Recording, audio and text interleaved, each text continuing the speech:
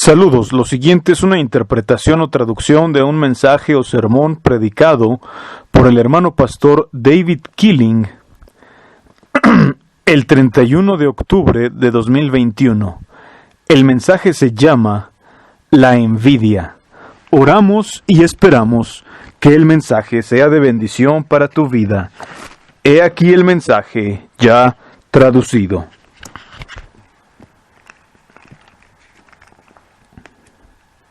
Muy bien, saludos a todos en el precioso nombre de nuestro Señor Jesucristo. Es un gusto estar con ustedes. Esta mañana vamos a orar. Padre, venimos ante ti esta mañana. Pedimos tu bendición, Señor. Gracias por tu amor y bondad y misericordia. Pedimos que nos llenes de tu Espíritu Santo, que nos dé sabiduría al abrir tu palabra, Señor, por favor. Ayúdanos a serte fieles y gracias por todo lo que haces por nosotros. En el nombre de Jesús. Amén. Muy bien, quiero que abramos nuestras Biblias en el libro de Santiago, capítulo 3. El libro o la carta de Santiago, capítulo 3, para leer el versículo 13, o al menos comenzar allí la lectura. Santiago capítulo 3, versículo 13 en adelante. Dice así: ¿Quién es sabio y entendido entre vosotros? Muestre por la buena conducta sus obras en sabia mansedumbre. Pero si tenéis celos amargos y contención en vuestro corazón, no os jactéis ni mintráis contra la verdad, porque esta sabiduría no es la que desciende de lo alto, sino terrenal, animal, diabólica. Porque donde hay celos y contención, allí hay perturbación y toda obra perversa.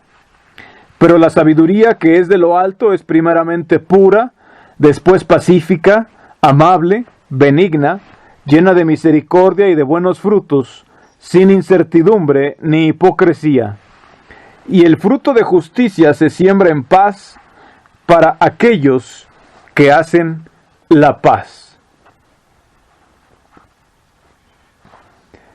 Como ya lo he dicho muchas veces, aprecio mucho estas cartas pequeñas, Santiago, Juan, Pedro, Judas incluso, porque fueron personas que no solamente fueron piezas claves en la fe cristiana, sino que además caminaron en verdad con Jesús.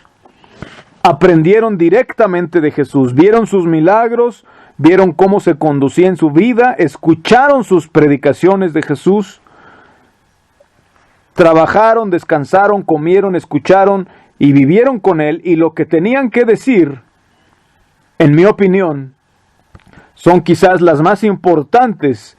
No estoy menospreciando lo otro, hay mucha sabiduría, mucha verdad y muchas cosas buenas que necesitamos en otras partes del Nuevo Testamento y de la Escritura, pero estos son hombres que caminaron con Jesús y no solo están compartiendo historia de lo que sucedió, ni teología, ni doctrina, sino que están dando consejos sabios que aprendieron directamente del Maestro y de cómo vivir la vida en Cristo.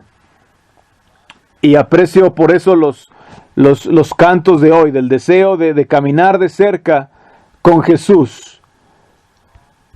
Un anhelo ferviente, dice uno de los himnos, de ser como Jesús, un deseo de caminar con Él. Y estos libros de los que predico a menudo fueron escritos por personas que caminaron con Jesús, y por eso es que aprecio mucho la sabiduría y el gran vislumbre o el panorama que ellos alcanzaron a observar. Dice aquí, ¿quién es sabio y entendido entre ustedes? Es una pregunta abierta y retórica. ¿Quién de ustedes es sabio y entendido? Y da ahora una exhortación. Dice, muestre por la buena conducta sus obras en sabia mansedumbre. Muchas veces pensamos que alguien sabio o inteligente es alguien que quizás va al frente, que lo sabe todo, que todo el tiempo está hablando. Sin embargo, aquí no dice que mostremos la sabiduría a través de eso, sino a través de nuestras acciones en sabia mansedumbre. A veces la persona más sabia es la que no dice mucho, quizás está callado, pero cuando habla palabras que vale la pena escuchar. No necesita quizás ir al frente. Hay mucha gente que le gusta estar al frente o le gusta hacer mucho ruido, ¿verdad? Llamar la atención. Parece que entre más hacen eso, menos queremos escuchar. Cuando alguien siempre está queriendo enseñar, siempre queriendo corregir, siempre queriendo instruir, siempre queriendo erigirse por encima de los demás, ni dan ganas de escucharlo. En cambio, una persona sabia puede hacerlo de una manera mucho más sabia, como lo dice el nombre, pero mucho más gentil, suave, amable, mansa. Dice el siguiente versículo, pero si tienen celos amargos y contención o ambición egoísta en su corazón, no sean arrogantes ni mientan contra la verdad. Quiero hablar de esto. Aquí en esta versión dice celos amargos, y pienso que no me gusta la traducción. De hecho, en muchas traducciones siento que no usaron las palabras más ideales. Pienso que la traducción mejor aquí sería envidia amarga. Y quiero hablar esta mañana acerca de la envidia. Quiero también explicar la diferencia entre los celos y la envidia. Un poquito, pero en realidad me quiero enfocar en la envidia. La envidia es uno de esos pecados que pueden estar escondidos y permanecer secretos durante mucho tiempo, que la gente puede albergar en su corazón y que muchas veces nadie a su alrededor se da cuenta, nadie lo alcanza a ver, y sin embargo está enlistado, puesto junto con esas listas negras de pecados como el adulterio, la fornicación, la idolatría, la borrachera, la rebelión, el enojo, la mentira, etcétera, cosas que podemos ver y que sabemos y que no heredarán el reino de los cielos. La envidia siempre aparece allí, en esas listas, siempre está ahí. Sin embargo, a veces no le prestamos mucha atención y a veces es más difícil de detectarse. Pero siempre es uno de esos pecados que es muy destructivo. Pero aún con todo y su poder destructivo, a veces no lo notamos, no observamos. Solamente vemos la destrucción que crea, pero no vemos el corazón, la semilla venenosa de la envidia. Pienso que quizás es uno de los pecados más mortales del mundo, y uno de los motivos es porque pasa desapercibido. ¿Sí? No se alcanza a observar. En el mundo, la gente está llena de envidia. No lo reconocen. y no lo reconocemos. Y muchas veces su envidia les provoca enojo. ¿Por qué? Porque no tienen lo que otros tienen, porque no están prosperando igual que otros.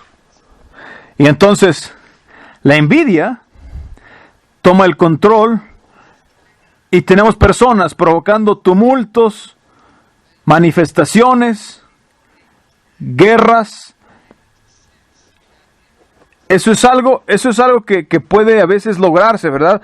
Puede sentirse, percibirse esa envidia, ese espíritu, y eso alimentarlo, ser como un volcán en erupción, prender la llama y hacer que crezca y que crezca y que crezca, e incluso crear movimientos políticos o hasta religiosos o de otro tipo, solo porque saben manejar el poder de la envidia. Empiezan y saben cómo manipular la mentalidad. Mira esa gente, cómo son ricos, cómo son prósperos, y ustedes son proletarios y son pobres. Y entonces mueven la emoción, mueven la mente, lo hacen crecer. Esta persona se amarga, como aquí dice el versículo, y si juntan un grupo de personas con tal amargura y envidia, están dispuestos incluso a matar. ¿Cuál es la diferencia entre la envidia y los celos? Bueno, es muy sencillo. La Biblia dice que Dios, nuestro Dios, es un Dios celoso. Pero nunca se dice que Dios sea un Dios envidioso. ¿Saben? Los celos no son envidia. Y ahí es donde no aprecio muchas de las traducciones. Como aquí, ponen celos amargos. Pero no, debería decir envidia amarga o envidias amargas. El celo es justo. Hay un motivo, hay una razón justa detrás de los celos. Dios es celoso porque Él merece toda nuestra adoración. Y entonces, Él no tiene envidia de nosotros, pero sí tiene celo, o en otras palabras, nos cela, porque Él merece nuestra adoración y nuestro amor y nuestra apreciación y nuestra obediencia. Y si eso se lo damos a otro ser u objeto, Él tiene todo el derecho de sentir esta emoción de celos y enojo, porque Él tiene derecho sobre nosotros. Es lo mismo, un marido tiene derecho sobre su esposa.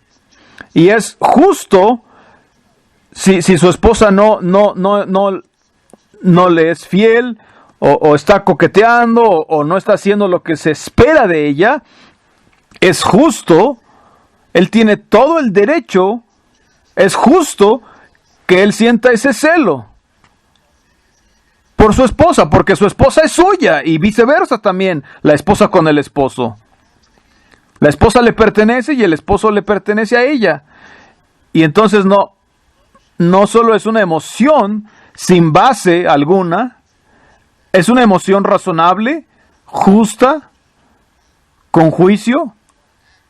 Ahora, no estoy aconsejando que actuemos equivocadamente o hasta pecaminosamente con base en esa emoción, porque esa emoción de celos también nos puede llevar a pecar. Pero, o sea, no hay que seguirlo ni dejar que nos controle tampoco, como ninguna otra cosa, al punto de llevar a cabo alguna locura o algo que desagrade a Dios. Pero lo que estoy diciendo es que esa emoción tiene bases razonables y justas, que es perfectamente justa cuando algo o alguien te pertenece y te es quitado de alguna manera. Sí, esa sensación de celo es normal. No es algo malo o pecaminoso en sí mismo.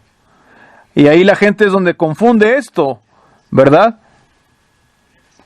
Pero muchas veces cuando alguien dice, no, es que me tiene celos de mí, en realidad muchas veces lo que quiere decir es que tiene envidia más bien. Envidia. La envidia es muy diferente. Puedes tener celos o celo de que alguien te está quitando a tu esposa o te está quitando tus pertenencias, tu casa, tu coche, ¿verdad? Es normal sentir adentro algo.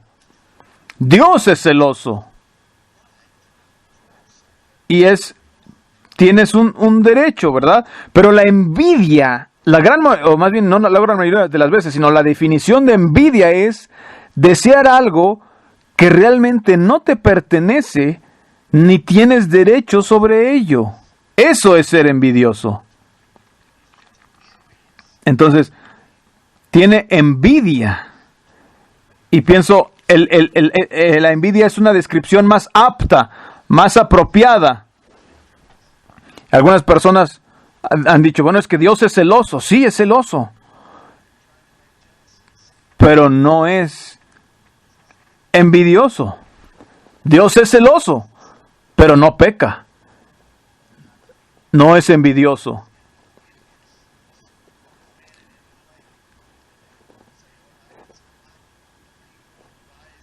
A veces la gente toma esta envidia, ¿verdad? Y dice, bueno, es correcto, es justo que nos levantemos y que le quitemos algo que le pertenece a alguien más, se lo quitemos.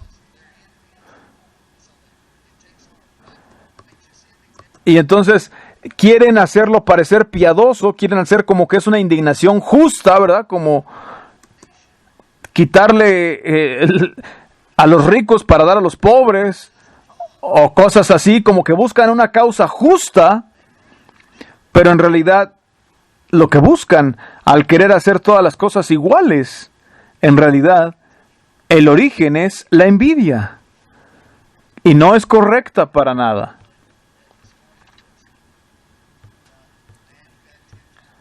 Lo que nos leyó Floyd el día de hoy, ¿verdad? De los talentos. Dios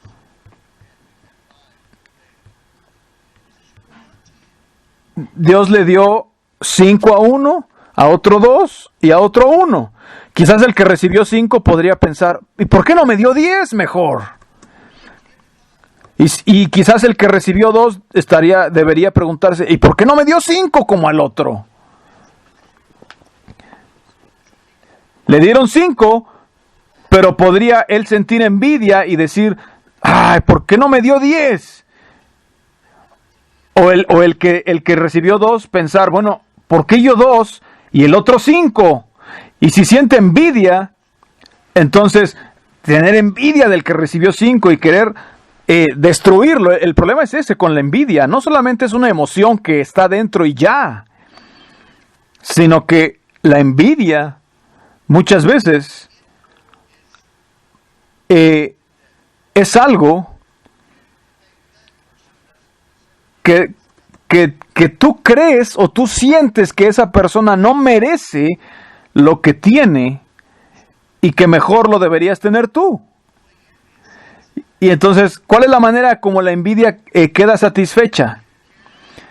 Bueno, la envidia llega a tal punto que ni siquiera queda satisfecho con que te den lo que la otra persona tiene, sino que lo único que quieres es que lo de él se lo quiten. Quieres que a él lo bajen. Ni siquiera tienes que obtener una ganancia tú. Imagínense lo feo de la envidia, que ni siquiera te da nada, ni siquiera ganas, sino solo tu única satisfacción es ver que a esa persona le quiten todo. Esa es la fealdad de la envidia. Entonces, este hombre con 2 talentos y el otro con 5, el de 2 pudo haber tenido envidia del de 5, pero ambos tomaron lo que tenían, fueron fieles, lo usaron para bien, lo trabajaron. El que había recibido 5 ganó otros 5. Tuvo la habilidad para ganarlos. La persona con 2,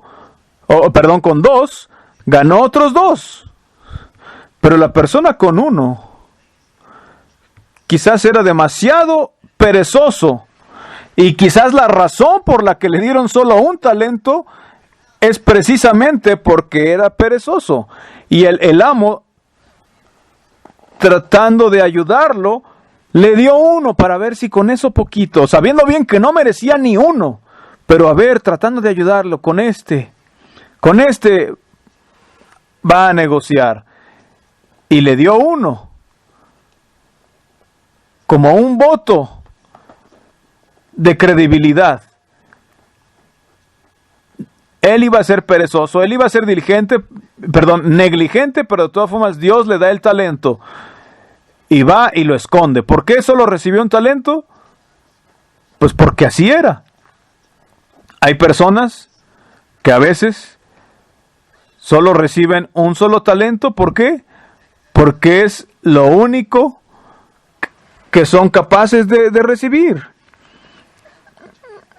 Si tenemos ese talento y lo tomamos y lo trabajamos y sin envidia nos libramos de la envidia, en vez de estar pensando en que por qué no tenemos 2 o 5, tomamos ese único talento y lo trabajamos, quizás nos den otro. Pero si en vez de eso lo escondemos, nos pasará como a este hombre. A veces solo somos capaces de un solo talento. Pero si lo usamos efectivamente, podemos recibir el otro.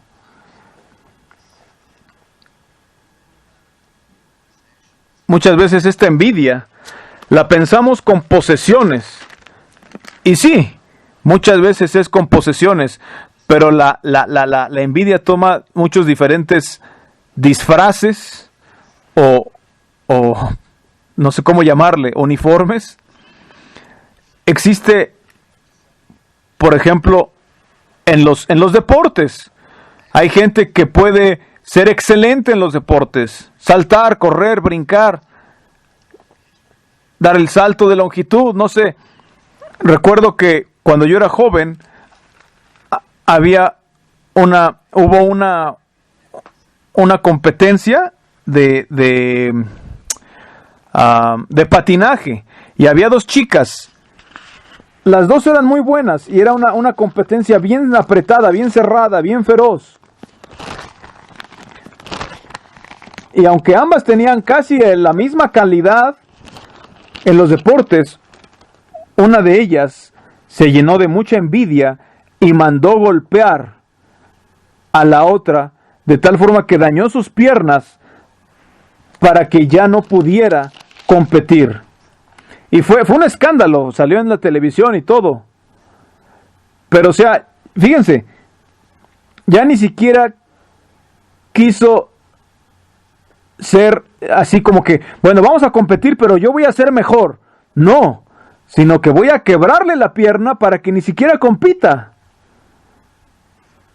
Fíjense. O sea, ahora quieres destruir a esa persona porque hace las cosas mejor que tú. La envidia. No puedes soportar que alguien te adelante, sino que desearías que mejor se bajen. Es algo feo. Y este ejemplo de estos deportes, ¿verdad? No puedo soportar que esta persona sea mejor que yo, mejor la lastimo. Es la fealdad de la envidia.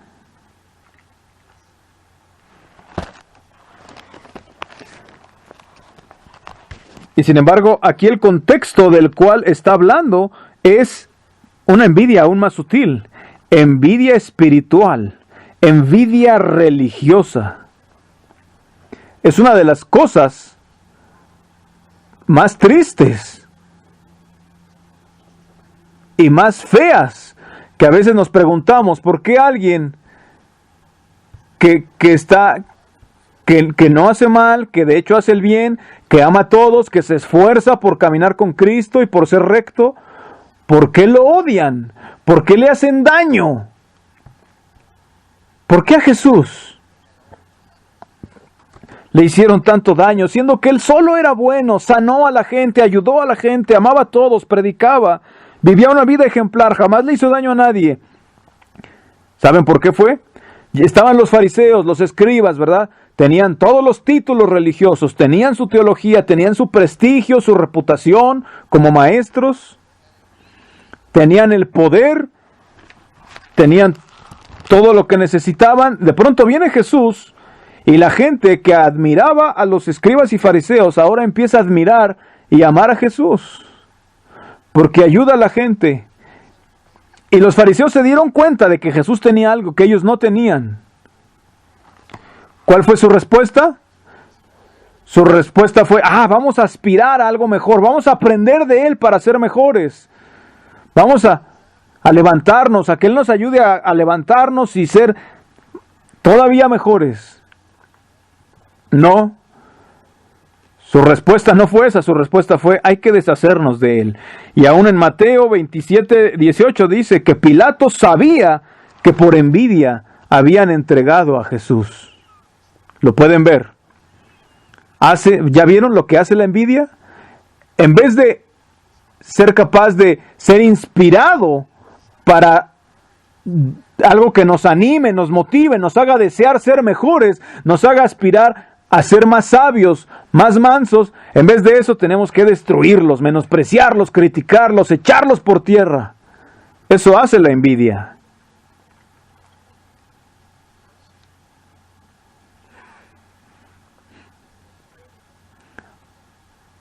¿Saben?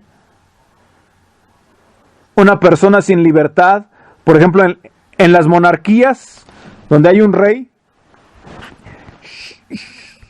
generalmente la gente no desprecia al rey, es el rey, es el rey. Y entonces lo aceptamos. Es mejor que nosotros. Es la sociedad en la que lo único que has conocido es la monarquía.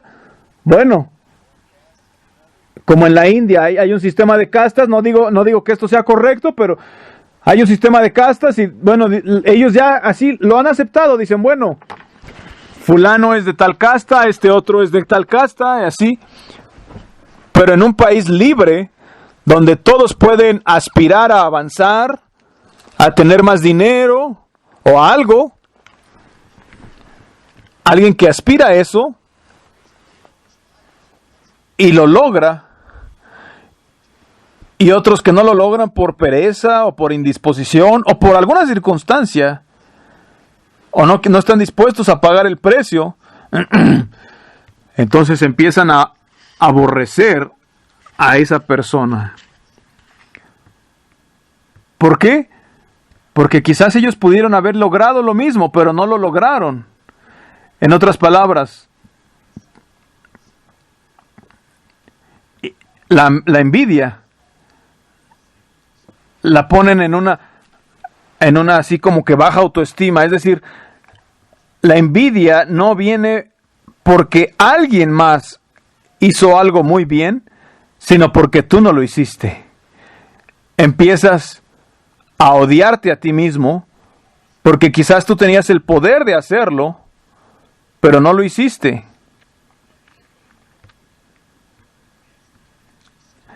Y esa envidia se empieza a convertir en menospreciarte a ti mismo. Y lo vemos todo el tiempo a nuestro alrededor. Gente que ha tenido todas las oportunidades del mundo, que debería ser feliz, y sin embargo no lo es. ¿Por qué? Tiene envidia de los demás. ¿Por qué? Porque quizás son demasiado perezosos o están indispuestos. En la iglesia, alguien que quiere seguir al Señor, que quizás puede hablar con la gente acerca de seguirlo, quizás ayuda a los demás, en vez de que tú aspires y te inspires con él,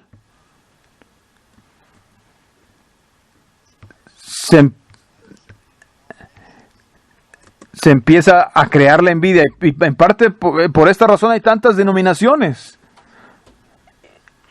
Y por eso es que muy pocas personas de verdad pueden trabajar juntas. ¿Por qué? Porque en vez de trabajar juntos, nos ponemos envidiosos de lo que alguien más está haciendo. De lo que, mira, tal iglesia o esta otra persona. Y se vuelve, en vez de inspirarnos y aspirar, se vuelve en una competencia horrible. En vez de trabajar juntos, una competencia a ver quién hace las cosas mejor.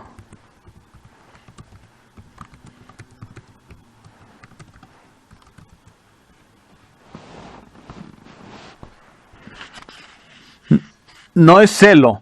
El celo es algo justo, merecido. Alguien te ha quitado algo que era tuyo y sientes una indignación justa. Pero la envidia es, tú quizás podrías hacer lo mismo que esa otra persona. Podrías tener comunión con esa persona. Podrías aprender de esa persona, pero hay algo que lo impide. Tienes envidia. Y esa envidia se convierte en amargura, en enojo.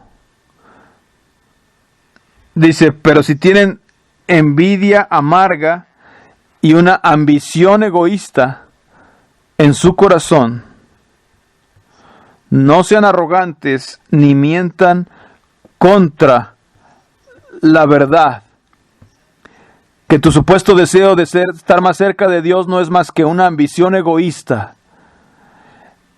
Si esto es así, esta sabiduría no viene de arriba, de lo alto.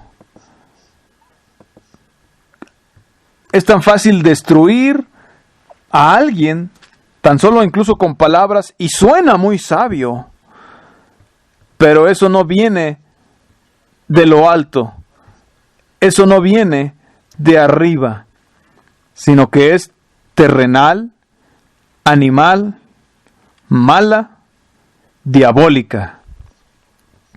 Puede verse muy santo, puede verse muy sabio, podemos ver hacia atrás hacia los fariseos y ya sabemos que eran malos.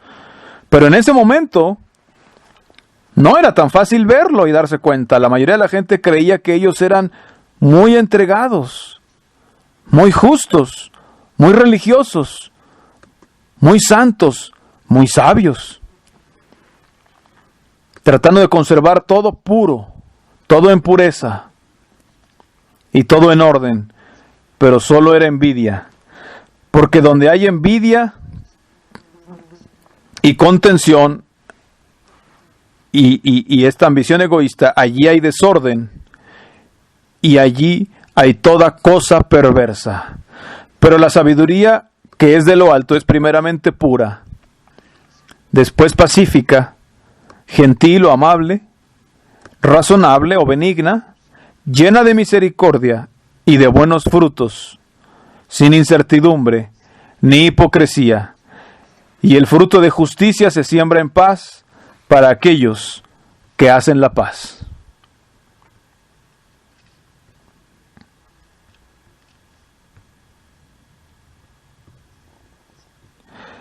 Todo lo que hacemos está motivado por algo, por una fuerza motriz.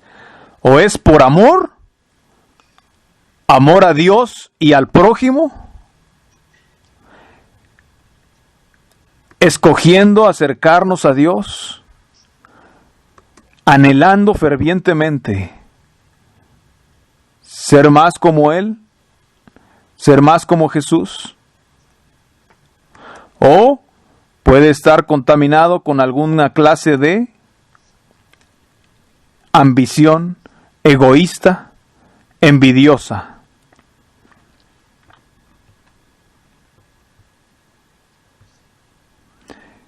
Y esto es muy difícil de ver. ¿Por qué? porque parece muchas veces que alguien que con envidia está realmente tratando de aplicarse a las cosas, que quizás dice lo mismo, quizás trata de hacer lo mismo. Pero muchas veces el corazón de ello es solamente una ambición egoísta y envidiosa, en vez de un deseo genuino de acercarte más a Dios, ser más como Él y permitir que alguien sea mejor que tú. Permitir que de vez en cuando alguien te gane y te adelante y avance más que tú. Muchas veces los maestros tienen envidia de sus estudiantes. Cuando el estudiante ya lo superó, no quieren que lo supere porque ellos quieren ser el maestro. Pero un verdadero maestro anhela ser una piedra sobre la cual puedan apoyarse otros para levantarse y ser aún mejores que Él. Así debe ser. Así debe ser con nosotros como padres. ¿Qué queremos de nuestros hijos? Que nos sobrepasen en lo que hagan. Que excedan.